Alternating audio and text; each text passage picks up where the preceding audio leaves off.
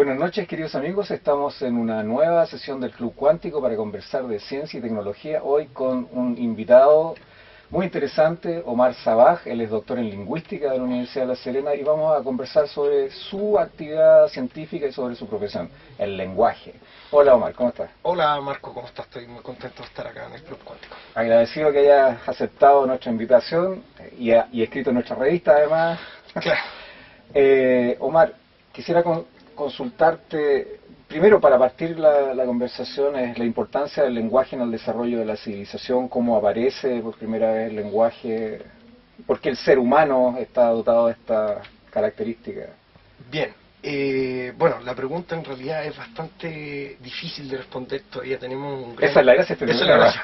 Es un gran enigma. La verdad es que las teorías contemporáneas dicen que todo partió porque el hombre comenzó a comer proteínas y gracias a eso nuestro cerebro pesa medio kilo más que el común de los primates y gracias a eso pudimos desarrollar sobre todo el lóbulo prefrontal, que es donde supuestamente estaría almacenada en parte esta capacidad.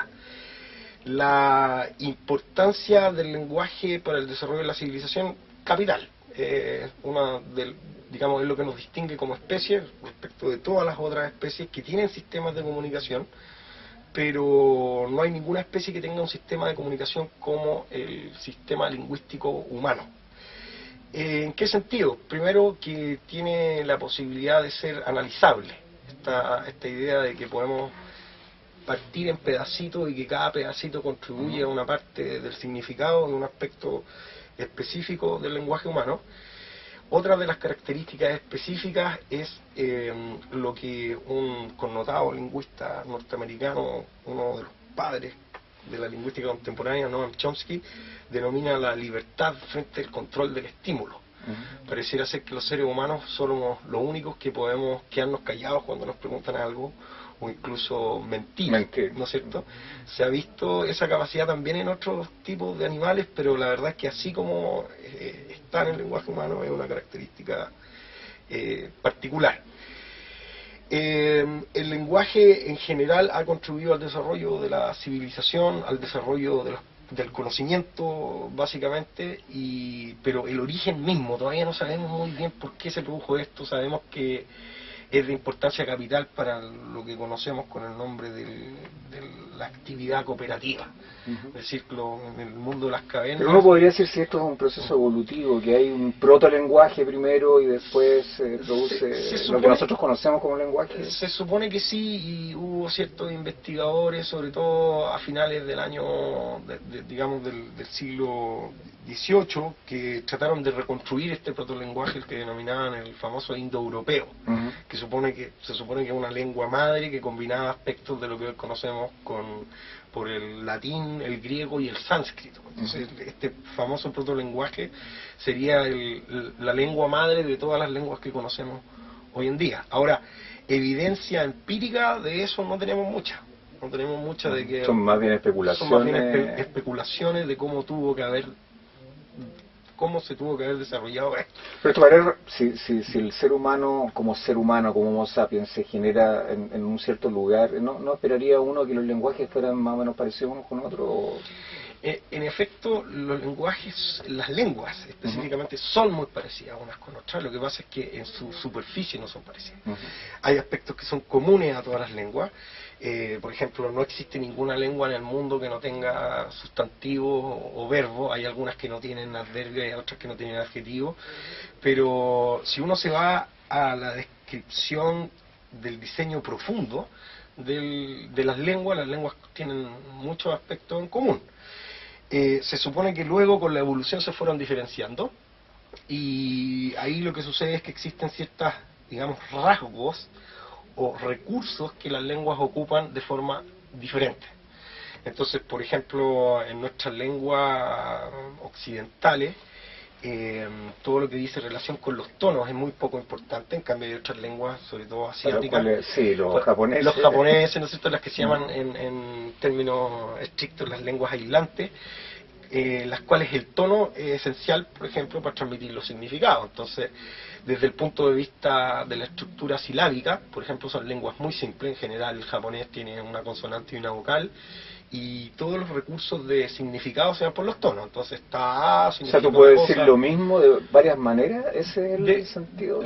decir En términos del tono. en términos, el tono hace que varíe el significado. Ah, Ese es el qué punto. peligroso. Totalmente. En cambio, nosotros los recursos tonales están más bien dados por cuestiones Mm. pragmáticas de la entonación. Si yo pronuncio un enunciado con cierta entonación, entonces estamos frente a una pregunta, y si no estamos ante una aserción, etcétera. Pero no tenemos ese tipo de recursos en Fíjate nuestra que yo tuve lengua. una experiencia con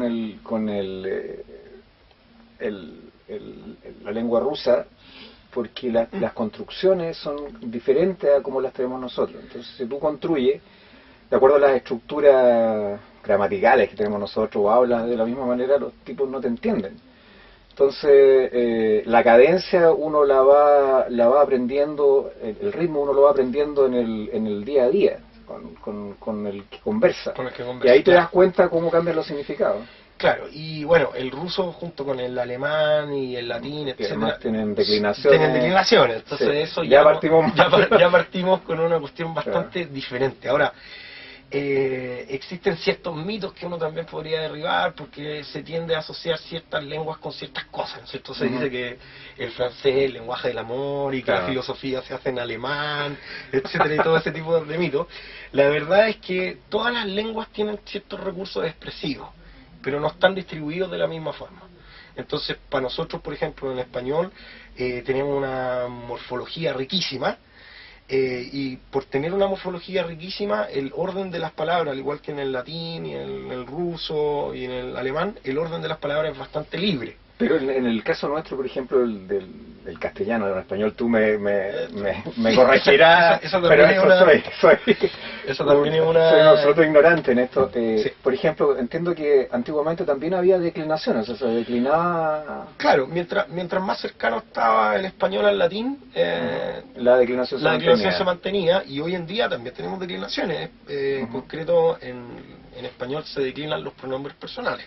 Ujú. Es la única categoría gramatical que se siguió declinando. Entonces, si yo en caso nominativo es yo, en caso acusativo es me, etcétera, al igual que como sucede en otras, pero ya no se declinan ni los sustantivos ni los adjetivos como si se hacía, como todavía se hace en ruso, en alemán, en latín, etcétera. Pero en estricto rigor, dado que todas estas tienen una raíz común supuestamente, resulta absolutamente razonable pensar que si uno ve a gente con un lenguaje diferente, debiese poder traducir en algún sentido su... Sí, es decir, todas las lenguas tienen estos mecanismos expresivos que permiten decir casi lo mismo en las distintas Disculpa, lenguas. antes de que se me olvide, ¿todos tienen estos conceptos de tiempo, Sí. futuro, pasado? Claro, pero los recursos con los que se expresa son distintos. Por ejemplo, en la lengua aislante, el tiempo no está dado por la declinación verbal o por la forma flexiva del verbo. Nosotros decimos yo iré, tú fuiste, etcétera. En otras lenguas que se llaman las lenguas aislantes se ocupa el infinitivo y se combina el infinitivo con un adverbio. Entonces, ir se dice ir mañana, iré, Ujú. o ir ayer, fui. Sí. Entonces, como te contaba, se supone que todas las lenguas tienen algún tipo de recurso para poder expresar la temporalidad. Ujú. Claramente en las lenguas como las nuestras, que tienen una flexión verbal rica, lo hacemos a través de las formas verbales, pero estas otras lenguas aislantes lo hacen con otros mecanismos. Entonces se ocupan más bien adverbios. ¿Por qué se llaman lenguas aislantes? Se llaman lenguas aislantes porque en rigor transmiten un significado por cada unidad fónica. Ujú. Entonces, por ejemplo, en el japonés, que tienen una estructura silábica muy básica, consonante vocal. Por eso Ujú. cuando nuestra estructura silábica es mucho más compleja. Nosotros tenemos sílabas consonante vocal, sílabas consonante vocal consonante, otras que son consonante consonante vocal consonante. Entonces, por ejemplo, si uno le pide a un hablante de estas lenguas aislantes que diga ciertas palabras, como por ejemplo Madrid, que es una estructura silábica compleja, tiende a mencionar una sílaba después de cada. Entonces Ujú. dice algo así como ma, de, ri, du, porque no Ujú. tienen la misma estructura. Entonces estas lenguas aislantes se llaman aislantes porque tienen una estructura silábica simple y se transmite por así decirlo, un significado por cada unidad fónica. No como nosotros que podemos hacer sincretismo, no sé, por ejemplo en el morfema ba de yo estaba, el ba está ahí el tiempo, está el modo, está la persona. Pero fíjate que volviendo un poquito al ruso, que es lo que más conozco, claro. yo me quedé sorprendido porque, por ejemplo, existe un verbo, si tú vas caminando, o vas hay un verbo para ir caminando, para andar en un vehículo, si es un avión también es diferente el verbo. Entonces, y en el caso nuestro, tengo la sensación de que nosotros nos ponemos más en el contexto, sin embargo ellos son más literales. Es decir, claro, andar en avión es una cosa y andar a pie es otra y andar claro. en auto es otra. Claro, ahora la cuestión más... No sé si es bueno o malo. No, la cuestión más interesante es ver cómo eso se relaciona con ciertas estructuras cognitivas. Y esa es la cuestión más chora. Es decir, por ejemplo, el caso del latín y el caso del alemán, que los verbos tienden a ir al final. Si uno piensa, yo siempre me lo he preguntado esto, yo hablo bastante alemán, ¿cómo comprenden los chistes los alemanes? Bueno, es que uno tiene que esperar al final, porque al final está claro, al final está como, sobre todo cuando son estos verbos que se llaman Transvaresverb, que son verbos que se separan, tienen una partícula. Entonces, la partícula se menciona al final, y la partícula es la que le da el significado a todo lo anterior que se dijo. Entonces, lo que yo me pregunto, bueno, lo que sucede adentro del cerebro, ¿sucede de la misma forma dependiendo del orden que tienen las lenguas para manifestarse? Sí, mira, por ejemplo, tú puedes decir en ruso yo voy o voy yo y es lo mismo, exactamente lo mismo. Claro. Entonces a mí me sorprendía eso, y es una cosa notable porque al principio choca mucho, después cuando tú te vas acostumbrando y absorbes el lenguaje en algún sentido y piensas ya en el idioma, no tienes que traducir con tu gramática cada vez, te das cuenta, te parece hasta natural lo que estás diciendo. Claro, claro. En cambio nosotros, como el orden es mucho más flexible, tiene el orden justamente algunas incidencias de significado. En español no es lo mismo voy yo que yo voy. Que yo voy, sí. Entonces significan cosas distintas. Entonces... Sí, Omar, estábamos hablando en la pausa sobre la relación entre las matemáticas y el lenguaje. Me gustaría que conversáramos un poquito de eso. Sí, es una relación de verdad apasionante. Eso es lo primero que tengo que decir. Como existe esta idea que nos tiene bastante afectados, que es como un poco departamentar el conocimiento. Entonces generalmente la gente que viene del área de las humanidades tiene cierta aversión por las matemáticas, y también existe el mito contrario, que los matemáticos son muy cuadrados, entonces que no saben leer ni escribir. Es una suerte de mito que existe. Y la verdad es que yo, por mi formación, me fui metiendo mucho en aprender cuestiones de matemáticas que al principio les había quitado, digamos, no me había interesado en estudiarlas. Tú te hiciste parte del mito, digamos. Me hice parte del mito, pero también ahora soy un buen representante de cómo ese mito se puede derribar.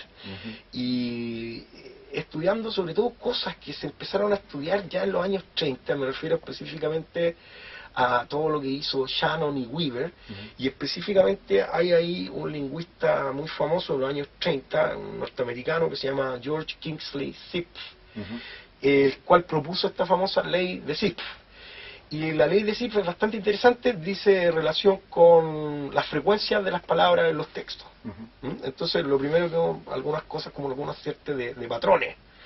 Entonces, por ejemplo, Zipf, la primera parte de la ley dice algo así como que la mitad de las palabras que se ocupan en un texto aparecen solamente una vez. Es lo que los griegos llamaban palabras raras o japas, legómenas. Luego que uno puede calcular lo que se puede denominar la tasa de variabilidad lingüística, o sea, si yo tengo un texto de 10 palabras y las 10 palabras son iguales, entonces las palabras distintas se llaman type y las palabras totales se llaman token. Entonces si yo tengo un texto con 10 palabras y las 10 son iguales, es 1 dividido por 10, 0,1, es un índice. Y al revés, pues si tengo un texto de 10 palabras y las 10 son distintas, es 10 a 1, ¿no es cierto? Entonces ahí uno puede establecer un índice que va de 0 a 1, los textos menos variables a los textos más variables. Esa era como la primera parte de la teoría. Pero luego se empezó a establecer que hay ciertas palabras que no tienen la misma probabilidad de ocurrencia. En gramática uno separa lo que son las palabras de contenido de las palabras vacías o gramaticales. O sea, hay ciertas palabras que por su digamos, por su función, es mucho más probable que aparezcan, que son las palabras que denominamos funcionales, que las subfunciones, las preposiciones, etcétera. En cambio, las que tienen una probabilidad más distinta son las palabras que llamamos de contenido. Entonces, yo empecé a estudiar ya como en el año 2000 un ámbito de la lingüística que es la famosa lingüística computacional o lingüística de corpus, y ahí uno puede empezar a establecer ciertos patrones que son bastante interesantes. Hicimos hace un tiempo un trabajo con un profesor de acá en la universidad, el profesor Matsuda, no sé si tiene hartos que tiene hartos conocimientos en estadística, y pudimos establecer algunos patrones. Estos patrones son bien interesantes porque permiten distinguir, por ejemplo, el grado de dificultad de un texto. Si un texto tiene más japas legómenas, es decir, tiene más palabras que aparecen solamente una vez, tiende a ser un texto más difícil complejo de comprender, con más términos especializados, etcétera. Si uno compara eso, por ejemplo, con un cuento, los cuentos tienen muchas palabras que son comunes y que aparecen en muchos otros textos. Y después hay cuestiones más complicadas que a mí mismo me costó mucho más entender, como el análisis multifactorial y todo eso. Específicamente una tecnología que se inventó ya hace un tiempo, el famoso Latent Semantic Analysis, el análisis semántico latente, que es una suerte de representación matemática del significado, que se calcula, por así decirlo, cuán parecía una palabra a otra de acuerdo a cierta cuestiones estadísticas. Esta teoría, metodología que existe hoy en día, el famoso análisis semántico latente, que son unas teorías bien complejas de cómo se puede representar matemáticamente el significado, y han sido aplicadas sobre todo a cuestiones de inteligencia artificial, procesamiento del lenguaje natural, que es lo que está en boga hoy en día. Y luego hay toda una relación entre el lenguaje y la matemática, específicamente con gramática. La gramática es una suerte de lógica matemática pura y dura. Yo siempre les digo a mis alumnos que en gramática es más compleja incluso que las matemáticas, porque en un tipo de matemáticas, por lo menos, en la que uno aprendió en el colegio, uno tenía que llegar siempre a un resultado. Hoy en día entiendo que hay otros tipos de matemáticas que existen resultados alternativos. Es lo que sucede comúnmente en el análisis sintáctico. En el análisis sintáctico uno puede hacer el análisis de una oración y puede llegar a dos resultados, y esos dos resultados están bien, pero cambia, por así decirlo, la interpretación, la famosa estructura ambigua. Entonces yo puedo decir, se acercó al hombre con un cuchillo. Bueno, ¿quién tenía cuchillo? ¿El que se acercó o al que se acercó? Bueno, eso depende del algoritmo que utilizamos para analizar la oración. La oración la analizamos de una forma, hacemos un árbol, significa una cosa. Si la analizamos de otra forma. Entonces, hay una relación bastante íntima entre, no solamente con la cuestión más bien estadística, sino que una relación muy íntima entre la gramática y la lógica. Antes del programa tú conversaste conmigo sobre esta cuestión del plagio en el caso de los artículos, y entiendo que tú trabajas en algo que tiene que ver con eso. Me gustaría que nos contara. Estoy trabajando en una cuestión más amplia. Yo me dediqué por mucho tiempo a enseñar a escribir artículos de investigación, y hoy en día estoy más en una cuestión social, que es el mecanismo que permite la generación de los artículos de investigación, que es el famoso proceso de revisión por pares. En este proceso de revisión por pares, que es más o menos el mecanismo de control que ha dominado la ciencia en los últimos 50 años, a pesar de que el proceso empezó por allá en el 1665 con la instauración de las primeras revistas científicas, específicamente la Philosophical Transactions, enero de 1665, en marzo de 1665, y el Journal des Savants, que es la primera, esa sí que eran en enero de 1665. Un poquito después de Galileo, ¿no? Un poquito después de Galileo, claro. Desde ese tiempo hasta hoy en día, la verdad es que tal como conocemos este proceso hoy en día, se empezó a instaurar recién en los años 70, en esta revista británica de medicina, The Lancet, y de ahí ya se ha ido institucionalizando como el mecanismo más importante a través del cual se legitima y se controla la calidad de la producción científica.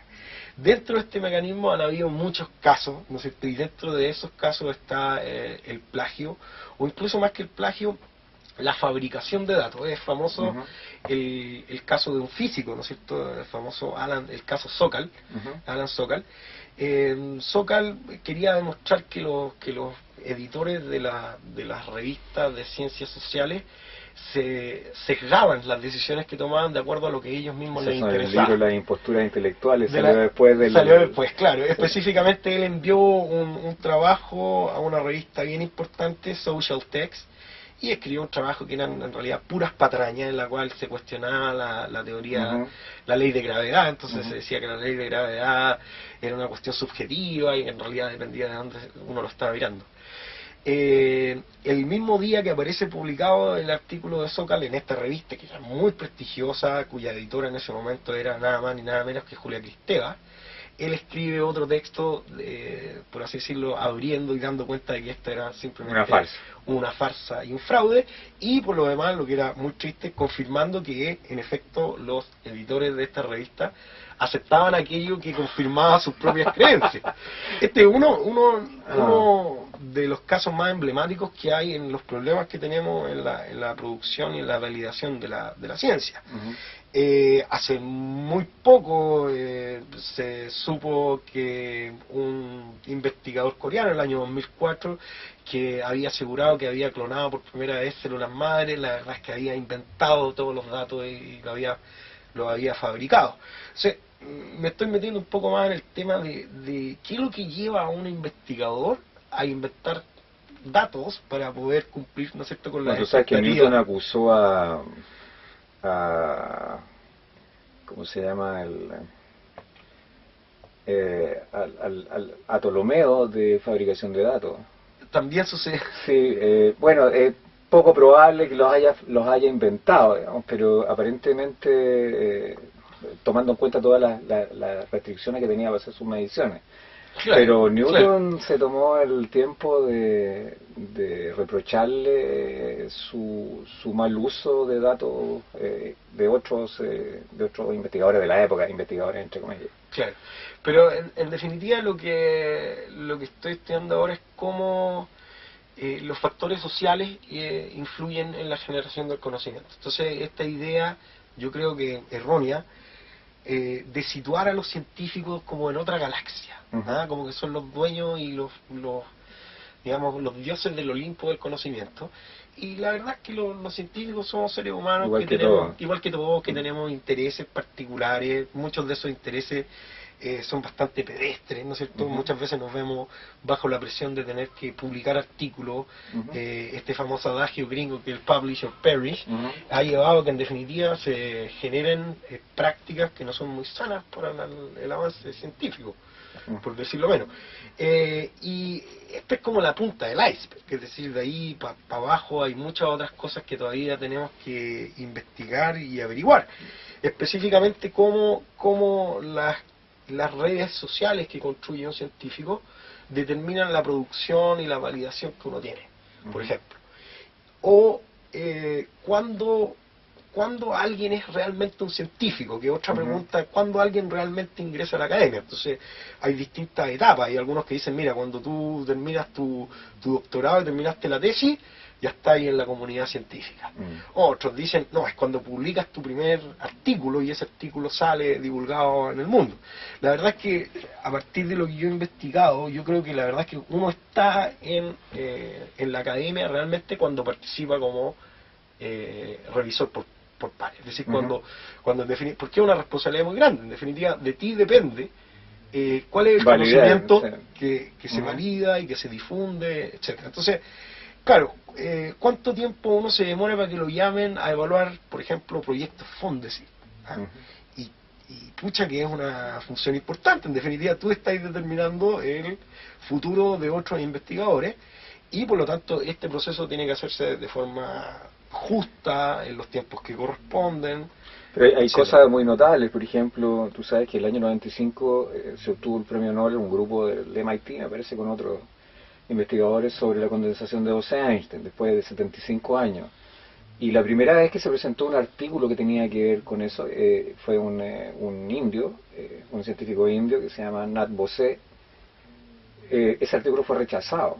Entonces, para que lo publicaran, él se lo mandó a Albert Einstein, que lo revisó y lo mandó a la revista que correspondía y fue publicado. Yo creo que más que porque era Albert Einstein, que por lo que decía. Claro, y ese no es el único caso, porque el mismo Einstein rechazó muchas teorías que finalmente terminaron siendo aceptadas por la comunidad científica y cometió muchos errores respecto de otras estructuras físicas que se le presentaron. No, hay varios casos. De hecho, hay un físico español que es experto en el tema, que se llama Juan Miguel Campanario, que ha documentado los grandes premios Nobel cuyos trabajos inicialmente fueron rechazados. Es más o menos el derrotero común. Lo más común que sucede es que cuando uno manda, sobre todo una teoría, un paper que contiene una teoría que es demasiado novedosa, que quiebra mucho con el paradigma anterior, lo más probable es que es lo que se espera, digamos.